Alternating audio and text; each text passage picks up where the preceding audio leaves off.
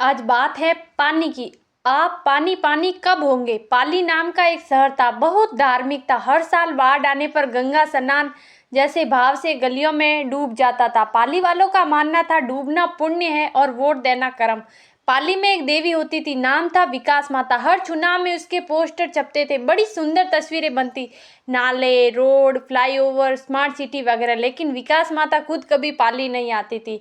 उनकी जगह आती थी बाढ़ देवी, हर साल समय पर, सरकार से भी पहले। पाली में नेता बहुत थे, एक विधायक जी थे, मीटिंग में नहीं बुलाने से नाराज थे। एक सांसद जी थे जिन्हें सिर्फ चुनाव के वक्त जीपीएस पकड़ पाता था। एक सांसद और थे किसी पार्टी में, राज्य स्तर पर बड़े पदाधिकारी भी, वे अक्सर दूसरे शहरों में ही मिलते थे। और एक मंत्री जी थे जिनका फोन पाली में नहीं, पाप पुण्य विभाग में लगता था। इस साल जब कॉलोनी डूबी तो एक नागरिक ने मंत्री जी को कॉल किया, साहब हमारी कॉलोनी डूब रही है। मंत्री जी बोले, जैसा कर्म वैसा फल मिलेगा पाली वालों।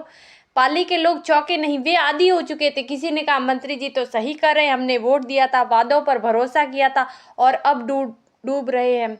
यह कर्मफल ही तो है। पाली की सड़कों पर गड्ढे ऐसे जैसे धरती ने मुंह फाड़ दिए हो।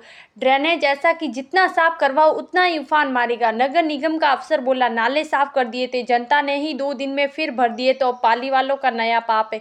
वो सांस लेते हैं, चलते हैं, पानी पीते हैं तो कचरा भी फैलता है, और यही बाढ़ का कारण है।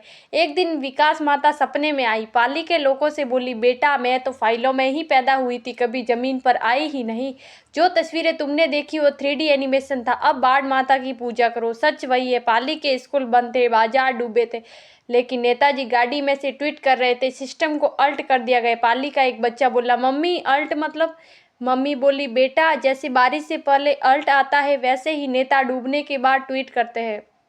पाली वालों ने सोच लिया है, अगली बार जब कोई नेता वोट मांगेगा तो पहले गड्ढे में उसे खड़ा करेंगे, फिर पूछेंगे, बोलिए विकास यही हुआ था।